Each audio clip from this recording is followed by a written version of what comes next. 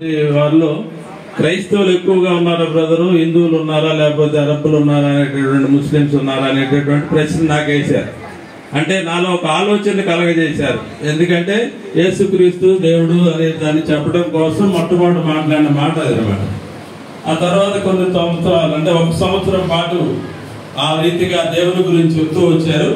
ఆ తర్వాత కొన్ని రోజుల తర్వాత నాకు మిత్రుడు ఉన్నటువంటి కాంతారావు మరి అతన్ని మార్చి, ఆ తర్వాత అతను ఇక్కడే ఉండి చర్చిలో ప్రార్థనలో పాల్గొనడం అలా చేస్తూ ఉన్నారు. వీళ్ళందరూ మళ్ళీ సంవత్సరానికి ఒకసారి అయినా కంపల్సరీగా మచిలీపట్నం వచ్చేవారు. అందరూ కలిసి సెలవులు, పిల్లలకి సెలవులు ఇచ్చినప్పుడు మేము ఎంత కలిసి ఉండేవాళ్ళం అంటే, వారి చిన్న కుమార్తె సుధా అయితే ఒక వారం రోజులు ఒక్కటే వచ్చి మా ఇంటి దగ్గర ఉండొచ్చింది మచిలీపట్నంలో.